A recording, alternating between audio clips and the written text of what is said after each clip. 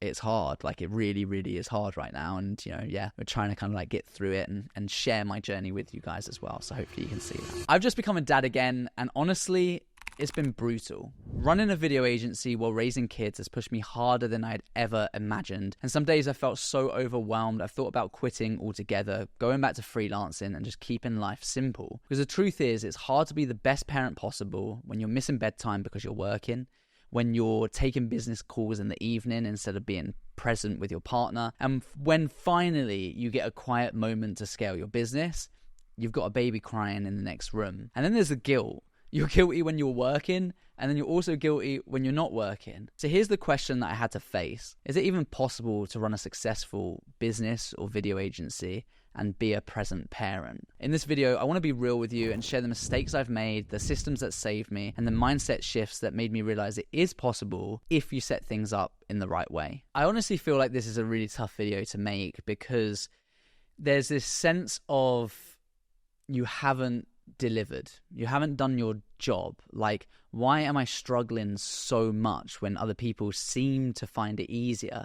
And I think that's a huge myth that we'll get onto later on. And for me, I've already got one child. I've got a wonderful boy who's now 4 years old. So I've been through this once before.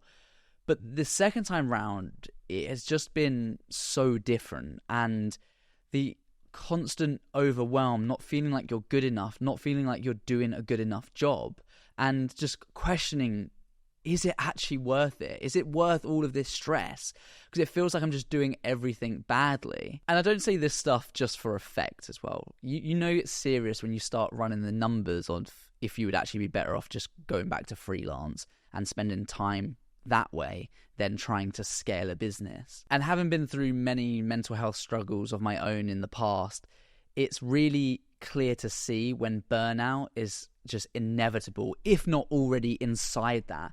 And that's where most parents and creative parents think that by working just harder will solve the problems. But really, it just leads to burnout a lot faster, which leads to a lot more problems down the line with your own mental health and affecting the people around you. It's the realization that long term, this isn't sustainable to work this way and to be working late into the early hours of the morning or into the evenings. But also to understand that the real problem here isn't the lack of time, it's the lack of processes and systems that enables you to have that free time. And that's why I built a business. My whole reason why and continuing on this journey to try and overcome it is because I want to build a better life for myself and my family. And to me, that means time freedom as well as financial freedom. Time freedom being one of the most important factors so I can spend that time with my family. And the only way of achieving that is not by going into a one-man band freelance job where I am the business.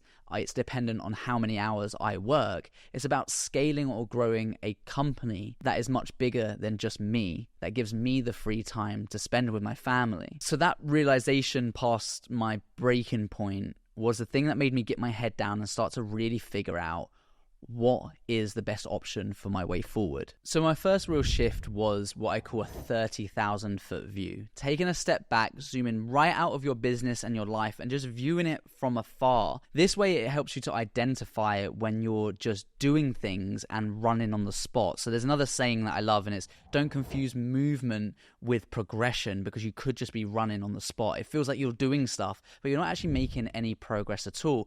And often when you're burnt out, overwhelmed and tired, you can find yourself doing a lot of what we call $10 tasks and not the $100 or $1,000 tasks where you should be focusing on your time. So the first thing was to think about what is actually important. And I don't mind me sharing this with you. I think it's quite potentially shocking, but the way I view this is we're on this planet for a very short amount of time and we will all die at some point. And when you really think about that, it really helps you sort out what's important and what's not. You know, what are the things that we need to be doing to move forward? And actually, what are the things that we're just wasting our time with? And I really use that as a tool to leverage what I do in my day-to-day life. And actually, I'm getting really stressed about this thing, but do I need to be? Does this need to be concerning? And by taking a step back, looking at your business and life from this 30,000 foot view, you should then be able to start to identify, okay, what tasks am I doing that I could outsource?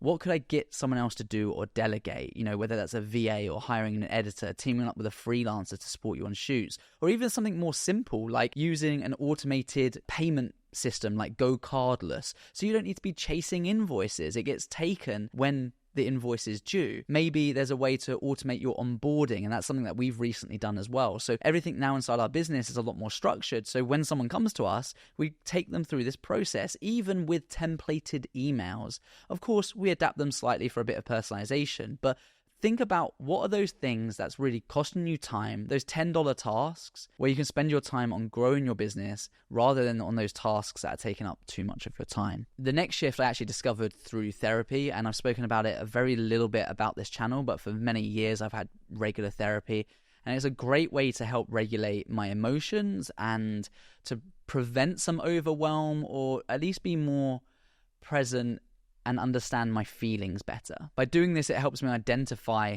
those emotions and then gives me the option to do something about it. I found myself becoming extremely angry very quickly, particularly in the evenings when I was doing work or had to take an email from a client that I'd read and or a phone call, let's say. And that's because, although I didn't realize it at the time, I have these unwritten boundaries that I've now actually put down as my boundaries.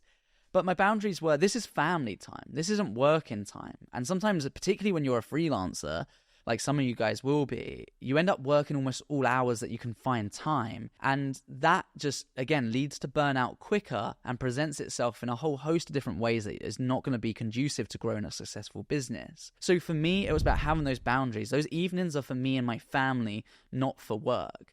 And that just comes down to simple communication. When we work with clients, we say these are our working hours. Outside of that, we will touch base with you, the following day or within this period of time. These are the non-negotiable things for you. And boundaries used to worry me because it felt like I was being restrictive towards our clients, but actually they see you as way more professional, because the reality is any professional business out there normally works within a set of parameters, within a set of working hours. And you only want to attract clients that respect your boundaries and respect your business. You don't want to work with clients that make you adapt to their way of working, because trust me, I've done that many times in the past and it's not great. It always leads to like a hard relationship where you'll feel like you're just working for them and this isn't the business that you had dreamed of, and it actually pulls your business off course in a different direction. Boundaries are really important, and I think the thing that amazed me most about this was I didn't even realize I had these boundaries. I was just getting angry and couldn't figure out why, and actually it turns out that, well, because morally I wanted to spend that time with my family, and I just needed to communicate that to everyone else. And I really hope at this point, by the way, that there's not just parents watching this video, and there's some of you out there who, are running a business and are just struggling at the moment. And I think these changes aren't just good for, to be honest with you, with being a parent. I think that's the triggering factor for me, but it's really just good business, or good way to run a business. I'd really appreciate it if you could support the channel if you're not already by subscribing. Loads of people realize they're not subscribed, or when they're watching the content. So if you hit the subscribe button, that would be a great way of a free way to support the channel. And also just let me know in the comments, because again, it's good for engagement, but just let me know if you are a parent or not and what you think about this kind of open, honest video. I've got loads of fears that just people aren't going to watch it, the engagement rate's going to drop off, and it'll just be a dead video. But I really feel like this is probably going to be one of the most valuable videos out there, because it's hard. Like, it really, really is hard right now. And, we're trying to kind of like get through it and share my journey with you guys as well. So hopefully you can see that. I got 2 friends in business, which moves into my third mindset shift. And one of them said to me, Ross, you got to let the jelly set sometimes. Like, stop opening the door. If you keep opening the door and making changes to your business and keep going in this new direction, the jelly's never going to set. I also have another friend who's very successful with a marketing agency who says the biggest thing that stops businesses growing is shiny object syndrome. There's a new shiny thing. Let's go do this. Oh, we're going to go do this now. We're going to go do that. And every time we make a change, it just disrupts the whole process. So we now call this let the jelly set. And it just comes down to stop trying to reinvent everything. Just pick what your business is doing and stick to it.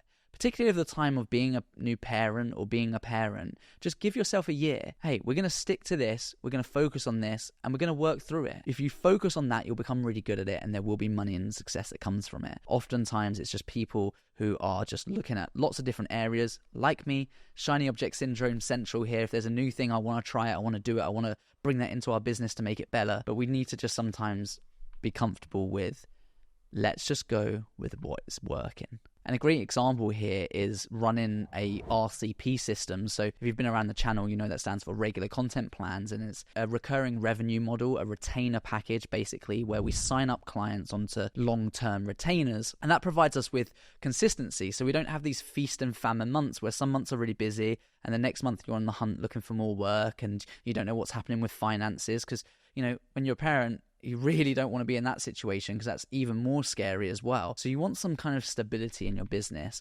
I'm not going to go into that now, but that's a great way of letting the jelly set, focusing on a system that works, implement it, and just leave it to do its thing. If you want more information about that, in all of our videos, we link to a free training workshop in the description. Just go sign up to the next available workshop, and there'll be so much valuable information in there for you as well to go and check out. So I'll leave that there. A huge thing I've become guilty of at the moment is involving my family in work. For me, I've just been, how was your day at work? Do you know what? Don't really want to talk about it. I don't want to bring it all up again. But if they aren't aware of it, it makes it really difficult for them to actually help you and know what's happening. And they're naturally going to worry about you as well. I think it's about involving your family and having clear communication, even if it is just a snapshot, but also celebrating those wins.